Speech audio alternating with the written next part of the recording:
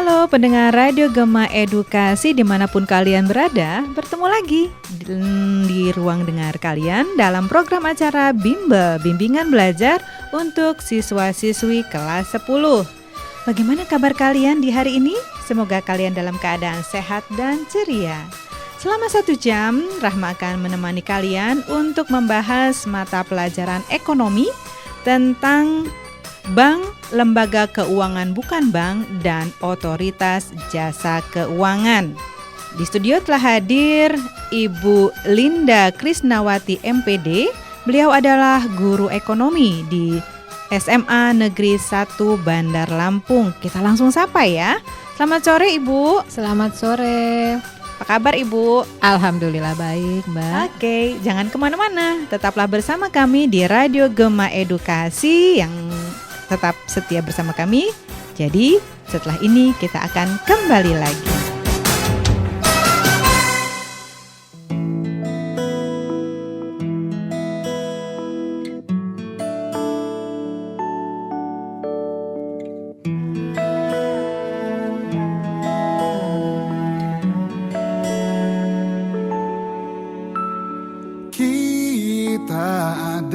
Sepasang sepatu selalu bersama, tak bisa bersatu kita. Mati bagai tak berjiwa, bergerak karena kaki manusia. Aku sang sepatu kanan, kamu sang sepatu kiri.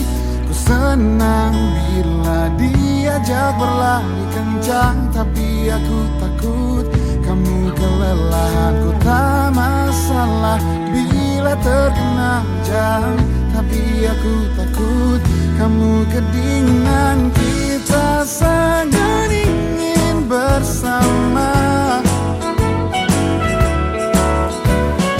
tapi tak bisa apa-apa. Terasa lengkap bila kita berdua, terasa sedih bila kita dirak berbeda. Di dekatmu kotak bagai nirwana, tapi saling sentuh pun kita tak berdaya.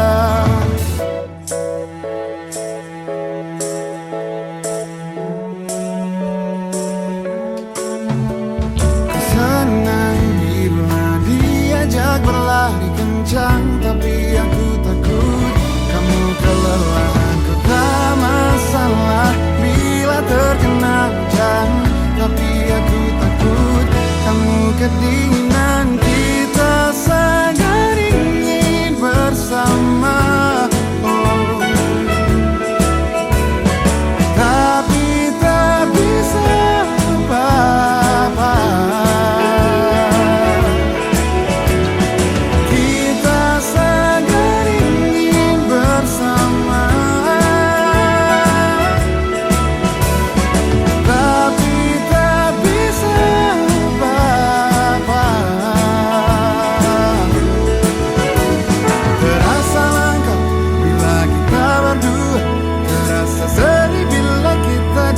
berdaya.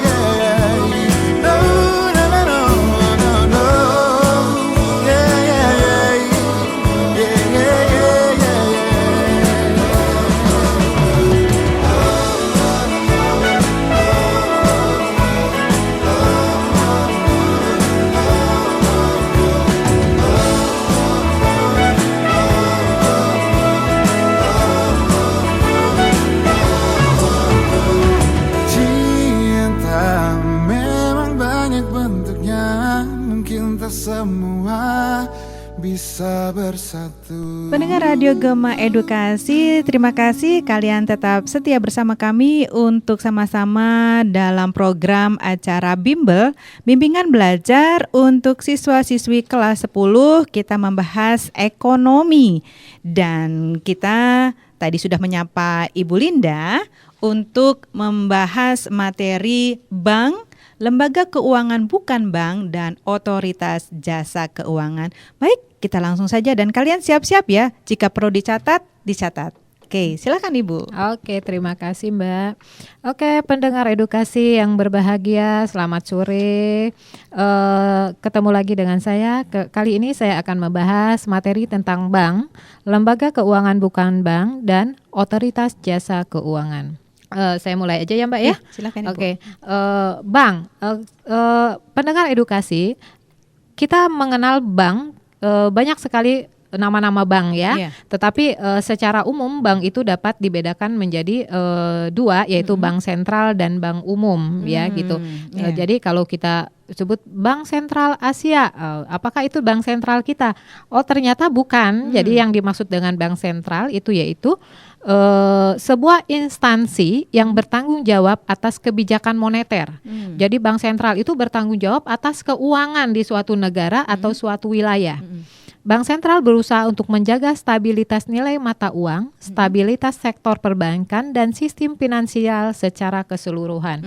Jadi kegiatan moneter itu semua di Indonesia ini diatur dan pergerakannya kemudian kestabilannya itu oleh suatu bank dan dinamakan bank sentral. Nah di Indonesia bank sentral itu diselenggarakan oleh suatu bank yang namanya Bank Indonesia. Jadi kalau orang menyebut bahwa Bank Sentral Asia, oh itu bank sentral kita, ternyata salah ya. Jadi Bank Sentral Indonesia itu yang dinamakan dengan Bank Indonesia gitu ya. Atau BI Jadi, ya Bu ya? Iya, atau BI. Jadi peredaran uang, nilai mata uang, stabilitasnya itu yang bertanggung jawab siapa? Yang bertanggung jawab adalah BI gitu kan. Bank sentral adalah suatu institusi yang bertanggung jawab untuk menjaga stabilitas harga atau nilai suatu mata uang yang berlaku di negara tersebut. Yang dalam hal ini dikenal dengan istilah inflasi. Jadi naik turunnya nilai mata uang itu kita kenal, masyarakat awam kenal itu dengan inflasi. Atau naiknya harga-harga dalam arti lain turunnya suatu nilai mata uang. Jadi kalau harga barang naik terus kan otomatis mata uang kita turun tuh ya. Pengertiannya seperti itu. Itu disebut inflasi. Iya, itu inflasi. Bank sentral menjaga agar tingkat inflasi terkendali dan selalu berada pada nilai yang serendah mungkin atau pada posisi yang optimal bagi perekonomian atau low, atau istilah lain zero inflation. Dengan mengontrol keseimbangan jumlah uang dan barang, apabila jumlah uang yang beredar terlalu banyak, maka bank sentral dengan menggunakan instrumen dan otoritas yang dimiliki, sehingga uang yang beredar itu ditarik kembali oleh bank gitu, sehingga jumlah uang yang beredar itu tidak terlalu banyak dan dapat mempengaruhi nilai atau harga barang ya gitu. Adapun tugas bank sentral antara lain sebagai berikut. Yang pertama, menetapkan dan melaksanakan kebijakan moneter. Jadi tugas BI itu yang pertama menetapkan dan melaksanakan kebijakan moneter ya. Yang kedua, mengatur dan menjaga kelancaran sistem pembayaran. Ya, kalau sistem pembayaran kita aja nggak lancar, misalnya bagaimana perekonomian kita dapat bergerak dengan baik ya, pendengar edukasi. Kemudian mengatur dan mengawasi bank. Nah, jadi bank itu yang misalnya Bank Mandiri, bank-bank umum itu tidak bisa semau-maunya saja dia mencetak misalnya memberikan pinjaman ke masyarakat, kemudian dia menentukan bunganya yang mau kita kasih sekian, di bunga deposito tidak bisa karena ada yang mengatur ya gitu. Kemudian yang keempat, sebagai penyedia dana terakhir ya, atau last lending resort bagi bank umum dalam bentuk bantuan likuiditas Bank Indonesia atau BLBI ya itu. Itu tentang bank sentral. Jadi pendengar edukasi, kembali lagi Bank Sentral Indonesia adalah dipegang oleh Bank Indonesia, jadi bukan Bank Sentral Asia gitu ya, karena Bank Sentral Asia itu termasuk adalah bank umum. Itu tentang bank sentral. Baik pendengar edukasi, saya lanjut ke berikutnya yaitu tentang bank umum. Ya, itu yang kedua. Bank umum sering disebut juga sebagai bank komersial. Jadi bank umum itu adalah komersial. Mereka mencari keuntungan. Sementara kalau bank sentral itu dia tidak mencari keuntungan ya. Keuntungannya berupa apa sih? Berupa selisih bunga dari nasabah. Kemudian bunga dari nasabah itu yang menabung dipinjamkan kembali pada nasabah yang membutuhkan dana. Dan selisih bunga itulah yang keuntungan buat bank gitu ya, bank komersial namanya. Bank umum merupakan bank yang melaksanakan kegiatan usaha secara konvensional dan atau berdasarkan prinsip syariah. Karena kita mengenalkan bank Iya. apa? Bank konvensional atau bank Syariah, syariah. Karena iya. Bank syariah sekarang ini sedang Booming galak-galaknya ya, sedang booming ya gitu Iya. kan. Karena Sebagian itu penduduk ya kita sebagian lebih, penduduk kita iya, kan ada yang- karena kita mayoritas beragama Islam, di mana di situ agama Islam itu mengharamkan tentang bunga, jadi iya. mereka lebih banyak menggunakan prinsip syariah Syariah, gitu iya. kan, karena di sini prinsip syariah itu bank itu tidak memberikan bunga tetapi bagi hasil Bagi hasil. sistemnya ya, Iya. yang dalam kegiatan memberikan jasa dalam bentuk lalu lintas pembayaran. Iya. Kegiatan bank umum secara lengkap meliputi berbagai kegiatan, ya, baik pendengar edukasi apa aja sih kegiatan dari bank umum itu, gitu kan? Yang pertama kita lihat, yang pertama yaitu menghimpun dana dalam bentuk, bank umum tuh bisa menarik dana dari masyarakat, bentuknya apa? Yang pertama simpanan giro, demand deposit. Positif. Apa itu simpanan giro? Yaitu simpanan di bank yang penarikannya dapat dilakukan dengan menggunakan cek atau biliet giro. Itu. Jadi kalau orang punya mau nukerin cek, mau nukerin giro, berarti dia simpanan dalam bentuk giro. Ini bukan umum ya, artinya hanya perusahaan atau apa Bu yang menggunakan simpanan giro ini Bu? Nah, umumnya kalau menggunakan simpanan giro ini perusahaan-perusahaan dan jarang sekali personal ya umum itu menggunakan, karena apa? Biasanya juga kalau ini mereka yang punya simpanan sudah besar biasanya yang sudah menggunakan cek atau biliet giro ini kan ya. Itu. Yang kedua yaitu simpanan tabungan atau safe deposit, ya artinya simpanan pada bank yang penarikannya sesuai dengan persyaratan yang ditetapkan oleh bank. Ini yang biasa itu kita yang ya, masyarakat biasa, ya. masyarakat umum ini Iya. kita menggunakan simpanan Tabungan, tabungan. Jadi iya. kapanpun juga kita butuh duit gitu kan, bisa dalam bentuk kecil-kecil misalnya gitu kan itu. Kemudian simpanan deposito, time deposit. Jadi simpanan deposito ini simpanan yang pengambilannya ada jangka waktunya gitu kan. Apakah dia per bulan ya dengan tanggal per triwulan penarikannya atau Jatuh 1 temponya tahun ya. jatuh temponya gitu kan, tergantung dari kesepakatan dari nasabah pada saat membuka deposito itu tadi ya. Artinya simpanan deposito ini artinya simpanan yang memiliki jangka waktu tertentu atau jatuh tempo penarikannya. Apa sih keuntungannya simpanan deposito dengan simpanan tabungan biasa gitu kan? Nah, bedanya itu dilihat dari bunganya gitu kan. Biasanya simpanan deposito itu bunganya lebih tinggi daripada simpanan yang biasa. Cuman kelemahannya kalau simpanan tabungan biasa itu kita bisa ambil kapanpun gitu kan. Tapi kalau simpanan deposito ini penarikannya sesuai dengan jatuh temponya, ya itu ya.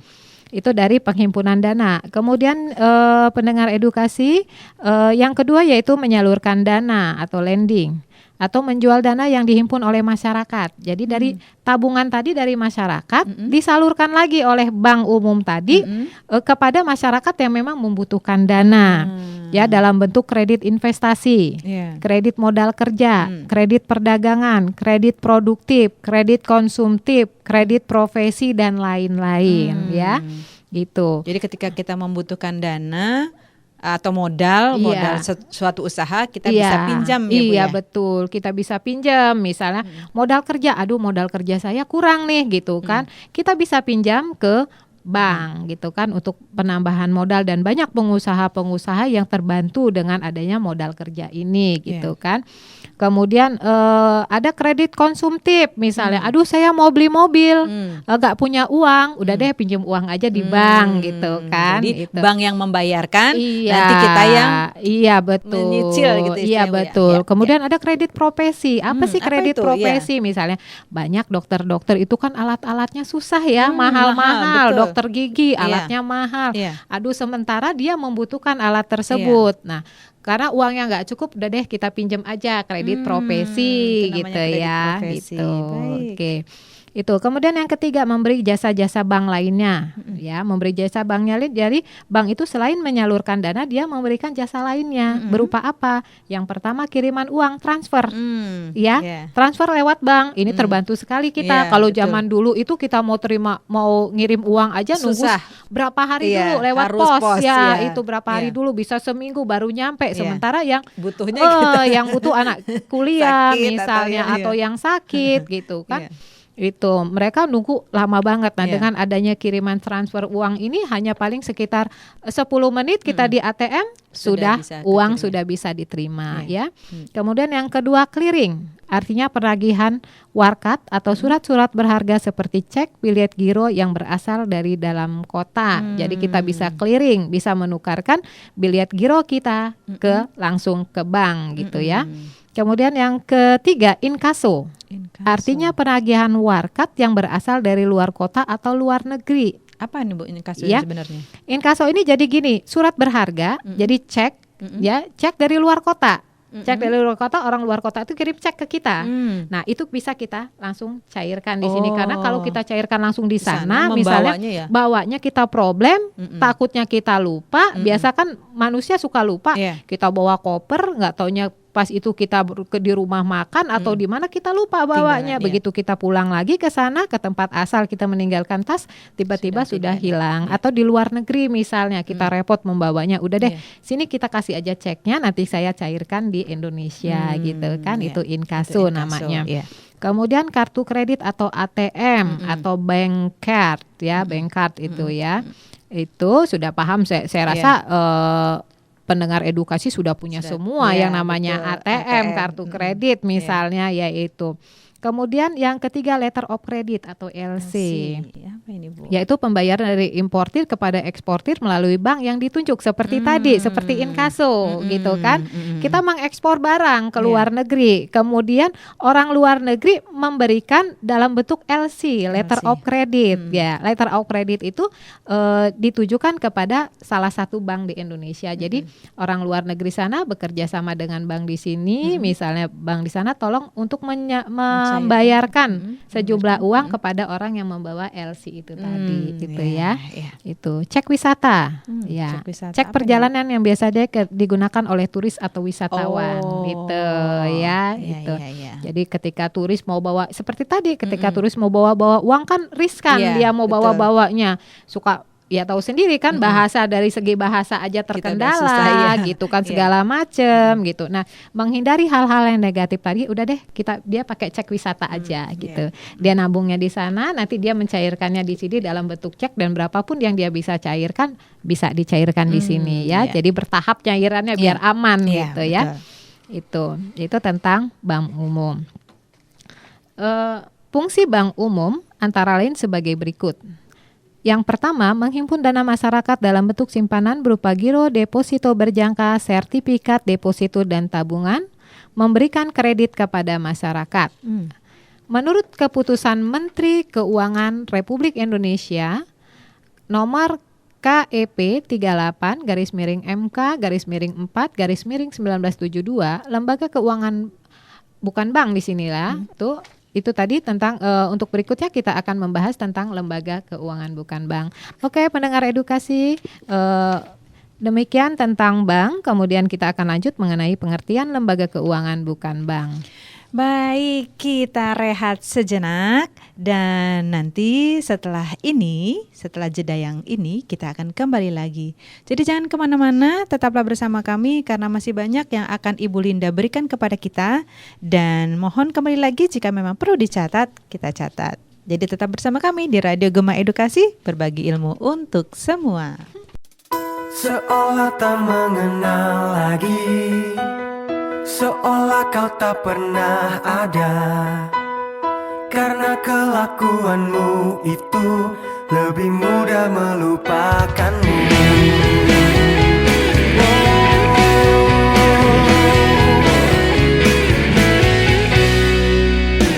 Kau bukan pasangan jiwaku, kau bukan pasanganku lagi, karena kelakuanmu itu lebih mudah melupakanmu.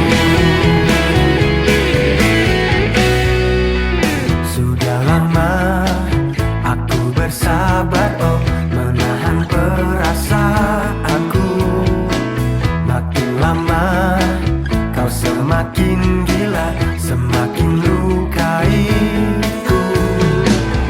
Seolah tak mengenal lagi, seolah kau tak pernah ada. Karena kelakuanmu itu lebih mudah melupakanmu. Sudah lama aku bersabar, oh, menahan perasaanku. Makin lama kau semakin gila, semakin lukaiku. Kau bukan pasangan jiwaku, kau bukan pasanganku lagi. Karena kelakuanmu itu lebih mudah melupakanmu. Aku terjebak cinta semu. Mengapa ku tersudahi sejak dulu? Seolah tak mengenal lagi, seolah kau tak pernah ada. Karena kelakuanmu itu lebih mudah melupakanmu. Na na na na na na na na. Na na na na na na na na. Karena kelakuanmu itu lebih mudah melupakanmu. Na na na na na. Lebih mudah melupakanmu. Na na na na na. Lebih mudah melupakanmu.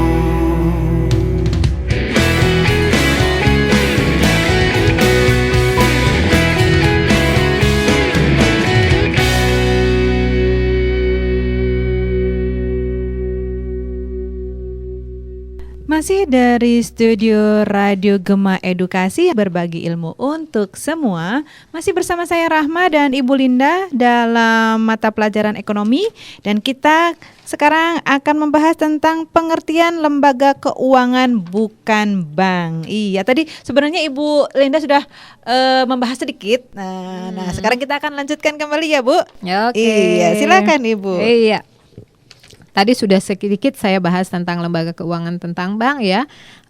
Menurut keputusan Menteri Keuangan Republik Indonesia nomor KEP 38/MK/4/1972, lembaga keuangan bukan bank adalah suatu lembaga atau badan yang melakukan kegiatan dalam bidang keuangan secara langsung atau tidak langsung, menghimpun dana dengan cara mengeluarkan surat-surat berharga, kemudian menyalurkannya kepada masyarakat terutama untuk membiayai investasi perusahaan-perusahaan. Itu tentang lembaga keuangan tentang bank.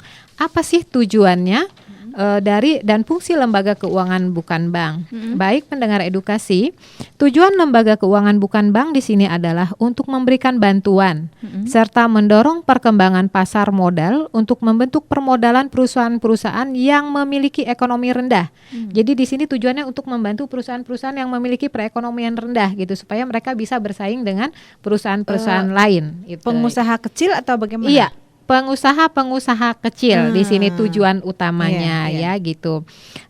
Kemudian apa sih fungsi lembaga keuangan bukan bank ini? Ya, itu tujuan pertamanya tadi. Kemudian fungsinya apa? Iya, fungsinya. Yang pertama, memberikan modal kepada masyarakat ekonomi lemah. Nah, di sini ya, ekonominya lemah itu yang dibantu untuk membangun usaha dengan tujuan agar mereka tidak terbelit utang dengan para rentenir gitu kan. Karena banyak pengusaha kita ini tidak berkembang karena mereka minjem dari rentenir.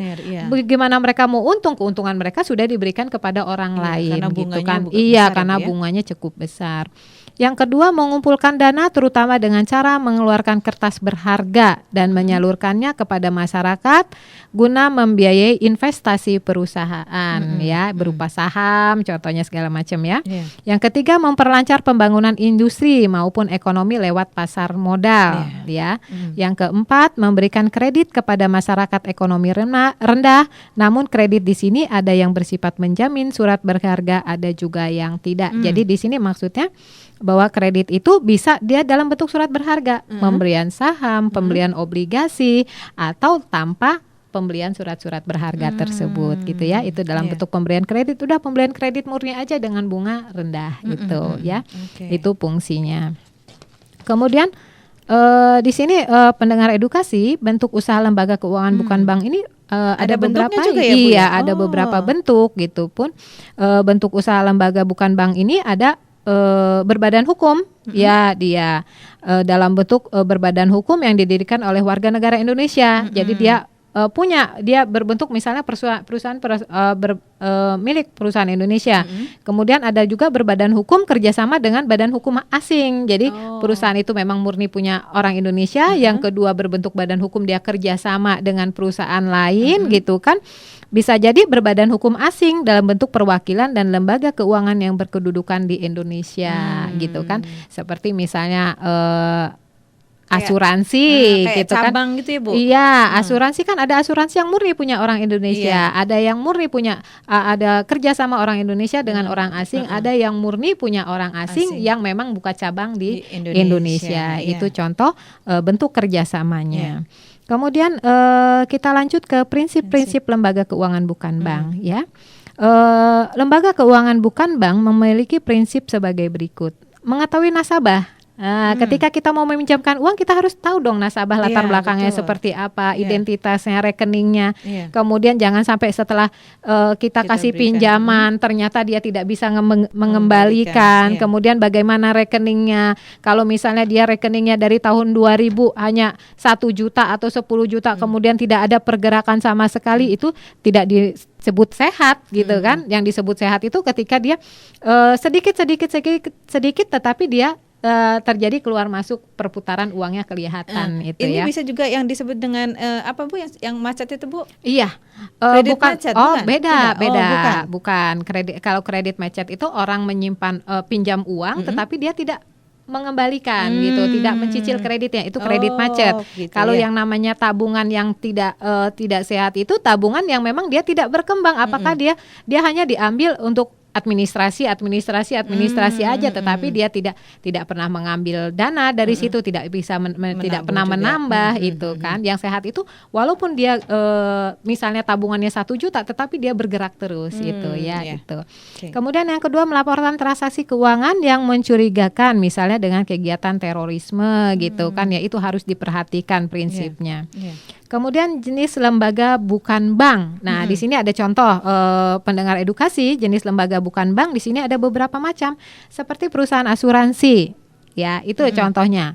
Itu adalah perjanjian antara dua pihak atau lebih di mana pihak penanggung mengikatkan diri kepada tertanggung dengan menerima premi asuransi untuk memberikan penggantian kepada tertanggung karena kerugian, kerusakan, kehilangan, keuntungan yang diharapkan atau tanggung jawab hukum kepada pihak ketiga yang mungkin akan diderita.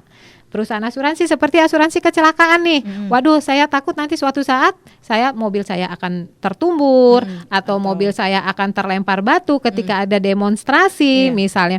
Saya masukkan ke asuransi. Nah, perusahaan asuransi ini adalah lembaga keuangan bukan bank contohnya. Dia hanya menjamin. Iya, lembaga penjamin ya Bu? Iya, yang memberikan jaminan bahwa ketika terjadi suatu klaim, terjadi suatu misalnya kita asuransi kecelakaan, ketika terjadi kecelakaan, nah biaya yang ditimbulkan dari kecelakaan itu asuransi yang akan mengganti gitu ya.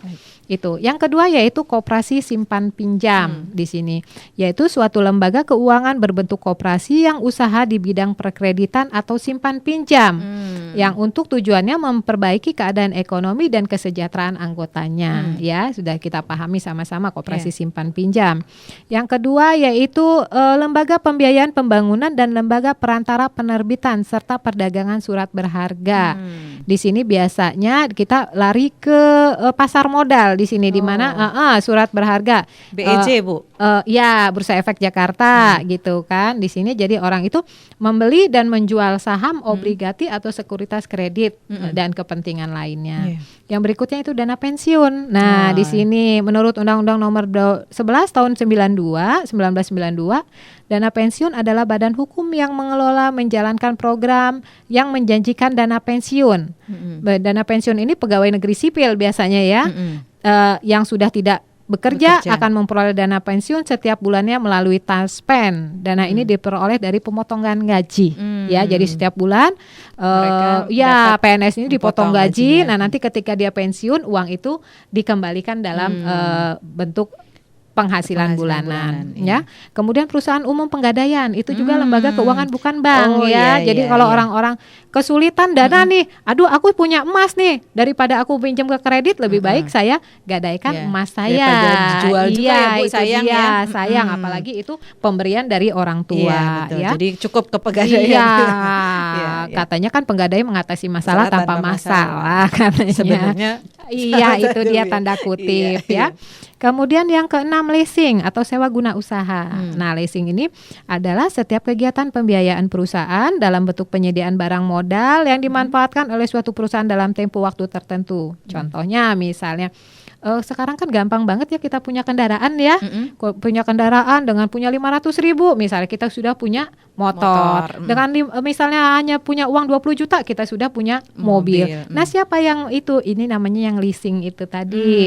Ketika ada orang yang memberikan pinjaman ke kita dan dia bukan bank, dan ketika kita tidak bisa membayar 2 bulan, 3 bulan misalnya, uang kendaraan itu ditarik kembali gitu kan, tanpa mengembalikan uang yang sudah kita keluarkan. Itu namanya leasing, sewa guna usaha. Ya, itu tadi tentang lembaga keuangan bukan bank ya. Saya lanjut ke Otoritas Jasa Keuangan. Oke, pendengar edukasi, Otoritas Jasa Keuangan atau disingkat dengan OJK adalah lembaga negara yang dibentuk berdasarkan Undang-Undang Nomor 21 Tahun 2011 yang berfungsi menyelenggarakan sistem pengaturan dan pengawasan yang terintegrasi secara keseluruhan kegiatan di dalam sektor jasa keuangan. Ya, jadi OJK adalah lembaga yang independen dan bebas dari campur tangan pihak lain dan mempunyai fungsi, tugas, wewenang, pengaturan, pengawasan, pemeriksaan, dan penyelidikan. Gitu ya. OJK didirikan untuk menggantikan peran Bapepam dalam pengaturan dan pengawasan pasar modal dan lembaga keuangan dan menggantikan peran BI. Peran BI itu digantikan oleh dia dalam pengaturan dan pengawasan bank. Jadi Otoritas Jasa Keuangan itu dia mengawasi bank. Kalau awalnya itu yang mengawasi bank-bank itu adalah Bank Sentral atau Bank BI, Indonesia, ini sekarang dipindah alihkan ke Otoritas Jasa Keuangan. Serta untuk melindungi konsumen industri di jasa keuangan. Jadi perbedaannya apa nih Bu, Bank Indonesia sama Otoritas Jasa Keuangan ini? Kalau Otoritas Jasa Keuangan dia melihat mengawasi bank-bank umum, ya. Kalau selama ini pengawasan bank umum dia dipegang oleh Bank Indonesia, sekarang karena Bank Indonesia terlalu banyak kegiatannya, sehingga itu dialihkan ke Otoritas Jasa Keuangan, ya. Nah, kemudian Bank Indonesia apa kegiatannya? Yaitu mengatur stabilitas nilai uang, gitu kan yang tadi ya. Kemudian apalagi yaitu melaksanakan kebijakan moneter, menjaga kelancaran sistem pembayaran, gitu kan. Itu kemudian penyedia dana atau likuiditas, bantuan likuiditas kepada bank-bank umum, itu ya, itu. Jadi otoritas ini di atas BI ya, karena dia bisa melikuidasi ya. Enggak. Dia masih di bawah cakupannya masih di bawah BI dia, gitu kan. Dia membantu Bank Indonesia untuk pengawasan bank ya, untuk mengawasi bank-bank umum gitu kan. Itu. Jadi Otoritas Jasa Keuangan ini dibentuk dengan tujuan agar seluruh kegiatan di dalam sektor jasa keuangan terselenggara secara teratur, adil, transparan, dan akuntabel. Jadi jangan sampai antara bank itu berbeda loh ininya. Tingkat suku bunganya, mereka bersaing kompetitifnya ini tinggi banget, sementara itu tidak sehat gitu kan, karena akan mematikan bank yang memang tidak bisa bersaing gitu kan. Kemudian mampu mewujudkan sistem keuangan yang tumbuh secara berkelanjutan dan stabil, mampu melindungi kepentingan konsumen dan masyarakat. Jadi jangan sampai ketika masyarakat itu menabung di salah satu bank, ketika bank itu bangkrut, misalnya bank itu hampir mencapai kebangkrutan, masyarakat tidak ada kemampuan apa-apa untuk menarik uang itu kembali. Nah, sebelum bank itu bangkrut. Nah, Mm-mm. itulah otoritas jasa keuangan inilah fungsinya Fungsinya, gitu ya. oke, Oke. ya, ya. Kemudian tugas dan wewenang OJK. Oke, pendengar edukasi di sini Otoritas Jasa Keuangan melaksanakan tugas pengaturan dan pengawasan terhadap kegiatan jasa keuangan di sektor perbankan, kegiatan jasa keuangan di sektor pasar modal, kegiatan jasa keuangan di sektor asuransi, dana pensiun, lembaga pembiayaan, lembaga jasa keuangan. Jadi OJK ini dia mengatur, mengawasi. Jadi bagaimana bank itu, jadi bagaimana lembaga keuangan bukan bank itu bergerak gitu. Iya. Jangan sampai ketika mereka tidak sehat terus terpuruk. Jadi OJK ini bagaimana ketika mereka tidak sehat dibantu supaya kembali sehat dan konsumen tidak dirugikan. Iya. Itu intinya. Iya. Kemudian apa sih tugas wewenang dari Otoritas Jasa Keuangan? Yang pertama yaitu menetapkan peraturan pelaksanaan perundang-undangan. Yang kedua melaksanakan peraturan perundang-undangan di sektor keuangan, kemudian peraturan dengan keputusan OJK, menetapkan struktur organisasi, menetapkan peraturan mengenai tata cara pengenaan sanksi dan seterusnya. Ya. Kemudian anggota Otoritas Jasa Keuangan, siapa aja sih yang menjadi Otoritas Jasa Keuangan ini yang sudah diawasi, bank-bank yang sudah diawasi Otoritas Jasa Keuangan ini gitu kan? Yang jelas di sini bank-bank umum seperti Bank Sentral Asia, Bank Mandiri, Bank Permata, Bank Negara Indonesia, Bank Rakyat Indonesia dan seterusnya ya. Itu yang sudah masuk ke bagian daftar yang telah diawasi oleh Otoritas Jasa Keuangan. Ataukah semua bank-bank ini harus mendaftar diri mereka ke OJB ini, OJK ini, Bu? Sebenarnya tidak harus mendaftar ya, karena memang itu sudah wewenang gitu kan. Mereka sudah memang udah Otoritas Jasa Keuangan itu ketika mereka sudah masuk ke dalam disebut bank, maka mereka sudah harus ikut di dalam bagian pengawasan dari Otoritas Jasa Keuangan ini seperti asuransi. Ketika mereka meminta izin ya, izin usaha, maka mereka secara otomatis mereka sudah harus masuk ke Otoritas Jasa Keuangan gitu kan, karena jangan sampai dengan adanya asuransi ketika klaim turun, masyarakat kan kita sering kali mendengar ya bahwa ketika klaim asuransi kok susah banget. Iya. Begitu kita mau bayarnya telat sedikit kan kita sudah dikejar-kejar. Iya. Tetapi begitu kita mau klaim kok susah Dipersulit, banget ya. sampai berkali-kali datang sampai berminggu misalnya seperti itu ya. Nah itu tidak, kalau dengan adanya harapan pemerintah dengan adanya Otoritas Jasa Keuangan itu ini tidak lagi terjadi gitu kan itu. Jadi kemudian untuk itu pemerintah tugas wewenang OJK itu yaitu menetapkan kebijakan operasional, pengawasan terhadap kebijakan atau kegiatan jasa keuangan, mengawasi pelaksanaan tugas pengawasan yang dilaksanakan oleh kepala eksekutif dari yang diawasi, kemudian melakukan pengawasan, pemeriksaan, penyelidikan, pelindungan konsumen. Jadi konsumen di sini dilindungi ya terhadap lembaga jasa keuangan, pelaku atau penunjang kegiatan jasa keuangan sebagaimana dimaksud dalam peraturan perundang-undangan di sektor jasa keuangan. Memberikan perintah tertulis kepada lembaga jasa keuangan atau pihak tertentu ya, melakukan penunjukan pengelola statuter, menetapkan penggunaan statuter. Jadi di sini pengelola itu siapa yang ditunjuk gitu kan, yang pengelola yang sesungguhnya. Menetapkan sanksi administrasi pada pihak yang melakukan pelanggaran. Jadi kalau terjadi pelanggaran, misalnya asuransi tadi terjadi pelanggaran, maka dia dikenakan sanksi administratif gitu kan. Sanksi administratifnya berupa apa? Peringatan. Ternyata peringatan tidak juga diindahkan, peringatan lagi tidak juga diindahkan. Terakhir yaitu penutupan gitu kan, penutupan izin, pencabutan izin gitu kan. Kemudian yang pertama mencabut izin usahanya, kemudian izin perorangannya gitu kan, efektif pernyataan pendaftaran, kemudian surat tanda terdaftarnya semua dicabut ya gitu kan. Persetujuan melakukan kegiatan, pengesahan, persetujuan menetapkan pembubaran dan sebagainya semua dicabut karena jangan sampai dengan adanya berbagai kegiatan bank, kemudian lembaga keuangan bukan bank, kalau tujuan awalnya itu membantu masyarakat, ini malah akan menyusahkan masyarakat, mempersulit masyarakat. Itu tujuannya. Ya, itu tentang bank, lembaga keuangan bukan bank dan Otoritas Jasa Keuangan. Baik, kita rehat dulu. Dan masih banyak yang akan diberikan oleh Bu Linda setelah yang satu ini. Kita akan kembali lagi. Tetaplah bersama kami dan jangan kemana-mana di Radio Gema Edukasi, berbagi ilmu untuk semua.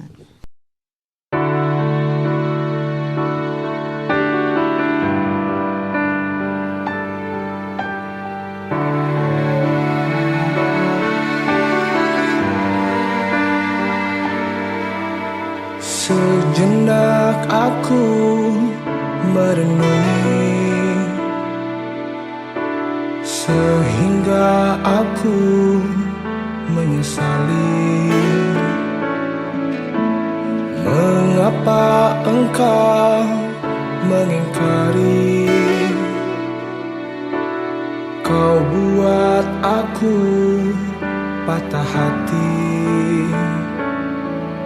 Seandainya aku bisa kembalikan waktu, tapi itu takkan bisa jika ku ulang kembali.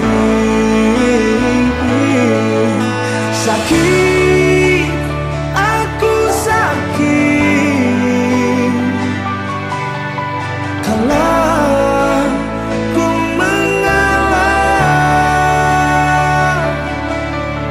salah, aku salah.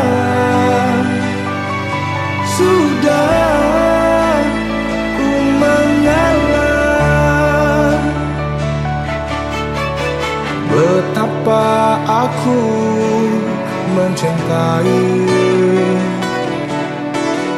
tetapi masih kau sakiti. Aku tak bisa melupakan rasa sakit yang aku terima.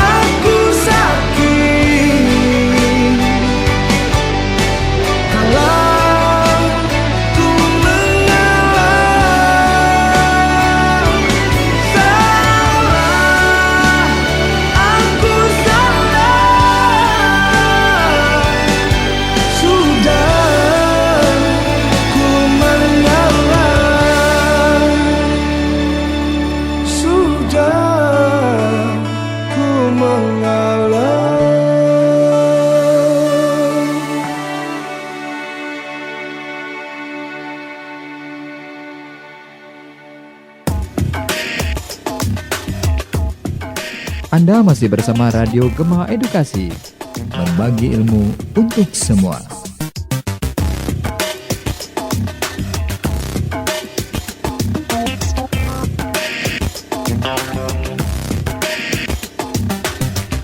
Masih dari studio Radio Gema Edukasi, berbagi ilmu untuk semua. Kembali lagi bersama saya Rahma dan Ibu Linda dalam acara bimbel untuk siswa-siswi kelas 10. Dan sepertinya kita memasuki sesi terakhir, yaitu kesimpulan. Silakan Ibu untuk memberikan kesimpulan. Iya, terima kasih pendengar edukasi. Kembali lagi pada sesi ini kita akan menarik kesimpulan dari materi yang sudah kita pelajari, yaitu tentang bank, lembaga keuangan bukan bank, dan otoritas jasa keuangan. Bank sentral adalah sebuah instansi yang bertanggung jawab atas kebijakan moneter di wilayah negara tersebut. Bank sentral berusaha menjaga stabilitas nilai mata uang, stabilitas sektor perbankan, dan sistem finansial secara keseluruhan. Di Indonesia, fungsi bank sentral diselenggarakan oleh Bank Indonesia. Tugas bank sentral antara lain: 1. Menetapkan dan melaksanakan kebijakan moneter. Yang kedua, mengatur dan menjaga kelancaran sistem pembayaran. Yang ketiga, mengatur dan mengawasi bank. Yang keempat, sebagai penyedia dana terakhir bagi bank umum dalam bentuk bantuan likuiditas Bank Indonesia atau BLBI. Itu adalah tugas dari Bank Sentral atau Bank Indonesia. Yang berikutnya adalah bank umum. Bank umum sering juga disebut juga sebagai bank komersial. Bank umum merupakan bank yang melaksanakan kegiatan usaha secara konvensional dan atau berdasarkan prinsip syariah yang dalam kegiatannya memberikan jasa dalam lalu lintas pembayaran. Kegiatan bank umum secara lengkap meliputi kegiatan berikut ini. 1. Menghimpun dana dalam bentuk simpanan giro, yaitu simpanan bank di bank yang penarikannya dapat dilakukan dengan menggunakan cek atau bilet giro. Yang kedua, simpanan tabungan.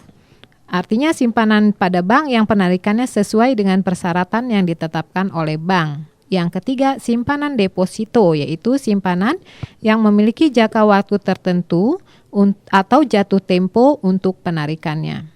Yang kedua, menyalurkan dana atau menjual dana yang dihimpun dari masyarakat dalam bentuk kredit investasi, kredit modal kerja, kredit perdagangan, kredit produktif, kredit konsumtif dan kredit profesi. Kemudian yang ketiga, memberikan jasa bank lainnya dalam bentuk kiriman uang atau transfer, clearing, yaitu penagihan warkat atau surat berharga seperti cek, bilet giro yang berasal dari dalam kota, inkaso.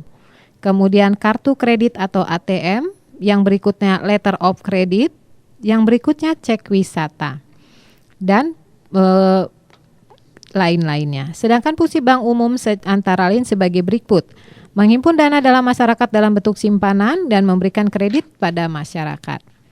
Kemudian yang berikutnya yaitu pengertian lembaga keuangan bukan bank. Ya, lembaga keuangan bukan bank adalah suatu lembaga yang melakukan kegiatan dalam bidang keuangan yang secara langsung atau tidak langsung menghimpun dana dengan cara mengeluarkan surat berharga, kemudian menyalurkannya kepada masyarakat terutama untuk pembiayaan investasi perusahaan. Tujuan dan fungsi lembaga keuangan. Fungsi lembaga keuangan bukan bank yaitu memberikan modal kepada masyarakat ekonomi lemah untuk membangun usaha dengan tujuan agar mereka tidak terbelit utang pada rentenir. Mengumpulkan dana terutama dengan cara mengeluarkan kertas berharga, menyalurkannya kepada masyarakat. Memperlancar pembangunan industri maupun ekonomi lewat pasar modal. Yang keempat, memberikan kredit kepada masyarakat ekonomi lemah. Itu tadi adalah fungsi lembaga keuangan. Sedangkan tujuan lembaga keuangan bukan bank adalah untuk memberikan bantuan serta mendorong perkembangan pasar modal untuk membantu permodalan perusahaan-perusahaan yang memiliki ekonomi rendah. Oke. Kemudian jenis lembaga keuangan bukan bank. Yang pertama yaitu perusahaan asuransi. Perusahaan asuransi adalah perjanjian perusahaan yang melakukan perjanjian antara dua pihak atau lebih di mana pihak penanggung mengikatkan diri kepada pihak tertanggung dengan menerima premi asuransi dan memberikan penggantian kepada tertanggung karena kerugian, kerusakan, kehilangan, keuntungan yang diharapkan atau ditanggung jawab hukum kepada pihak ketiga yang akan diderita tertanggung yang timbul dari suatu peristiwa yang tidak pasti atau untuk memberikan suatu pembayaran yang didasarkan atas meninggal atau hidupnya seseorang yang ditanggung. Berikutnya yaitu koperasi simpan pinjam, yaitu suatu lembaga keuangan yang berbentuk koperasi yang usahanya di bidang perkreditan atau simpan pinjam dengan tujuan membantu memperbaiki keadaan ekonomi dan kesejahteraan anggotanya. Berikutnya contoh lembaga keuangan bukan bank yang berikutnya yaitu lembaga pembiayaan pembangunan dan lembaga perantara penerbitan perdagangan surat berharga, yaitu lembaga ini menghimpun dana dari dalam dan luar negeri dengan jalan mengeluarkan surat atau kertas-kertas berharga, melaksanakan usaha maklar atau komisioner, menjadi pedagang dalam pasar modal. Ya, kemudian yang keempat, dana pensiun.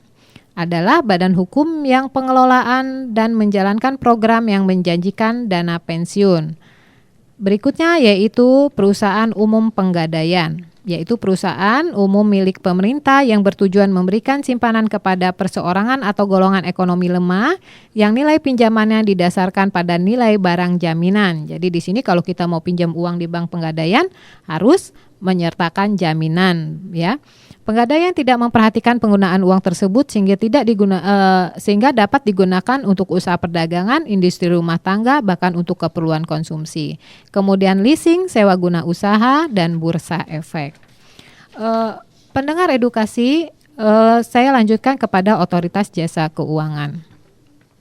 Otoritas Jasa Keuangan dibentuk dengan tujuan agar seluruh kegiatan di dalam sektor jasa keuangan terselenggara secara teratur, adil, transparan, dan akuntabel, mampu mewujudkan sistem keuangan yang tumbuh secara berkelanjutan dan stabil, mampu melindungi kepentingan konsumen dan masyarakat.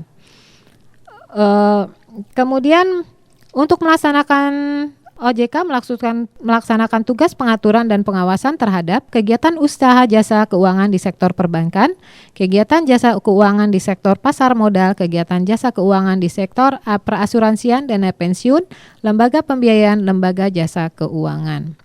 Oke, itu saja rangkuman dari pertemuan kita tentang bank, lembaga keuangan bukan bank, dan otoritas jasa keuangan.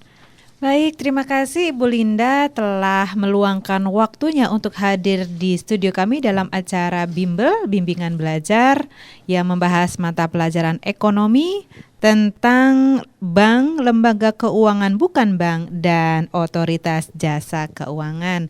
Dan nanti di lain kesempatan kita dapat bertemu kembali ya Bu ya. Iya. Demikian pendengar Radio Gema Edukasi dimanapun kalian berada, acara bimbingan belajar kita untuk hari ini bersama Ibu Linda Krisnawati MPD. Beliau adalah guru ekonomi di SMA Negeri 1 Bandar Lampung. Dan terima kasih atas kebersamaannya. Yeah. Kami pamit undur diri, namun kalian dapat mendengarkan kembali acara ini besok di waktu yang sama. Dan saya Rahma serta kru Radio Gema Edukasi yang bertugas dari Studio Dinas Pendidikan dan Kebudayaan Provinsi Lampung berbagi ilmu untuk semua. Pamit undur diri, tetap semangat dan sampai jumpa.